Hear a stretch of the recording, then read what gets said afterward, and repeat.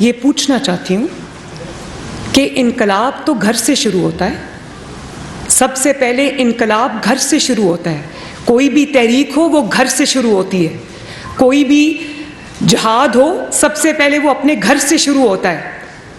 तो अपने बच्चों को आपने लंदन में बिठाया हुआ है और कौम के बच्चों को आप कहते हैं कि ये जो लू के थपेड़े खाओ आकर। भाई अपने बच्चों को कहो ना कि आके लीड करें। कौम के बच्चों को जिनको आप सड़कों पे लाकर मार पड़वाना चाहते हो, मारना चाहते हो, उनकी फ्रंट लाइन पे अपने दोनों बेटों को खड़ा करो ताकि लोगों को पता चले कि आप किसी आज़ादी के लिए, इनकलाब के लिए मार्च कर रहे हो। उनको कहो ना कि वो जो ताजे बरतानिया है उसके जो हल्फ उन्होंने उठाया हुआ है, उसका जो तौक है जो उन्होंने अपने गले में, उस हल्फ का, ताजे बरतानिया के हल्फ का जो तौक अपने गले में डाला है, वो उतार के आए पाकिस्तान। वो जो पासपोर्ट उन्होंने ब्रिटिश रखे हुए हैं वो छोड़ें और आए पाकिस्तान का सब पासपोर्ट लें। अपने बच्चे तो वहाँ ठंडी हवाओं में, और यहाँ पाकिस्तानी कौम के बच्चों को आप तरगीब दे रहे हैं कि निकलो और मेरी खातिर मार खाओ, डंडे खाओ। उनको भी कहें कि आके डंडे खाएं, बल्कि सामने खड़े हों।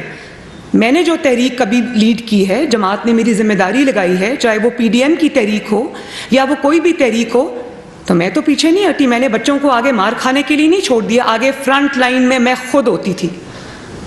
मैं औरत हूँ लेकिन मैंने चूड़ियाँ नहीं पहनी हुई।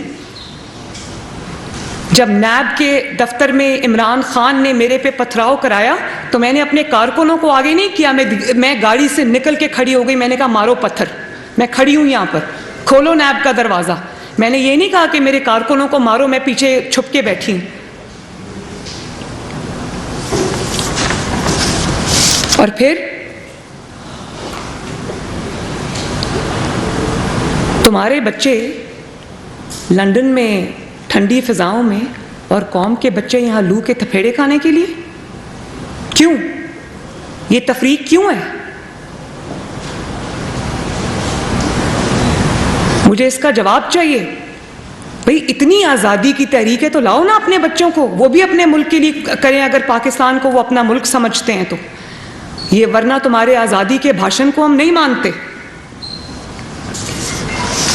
और फिर हमें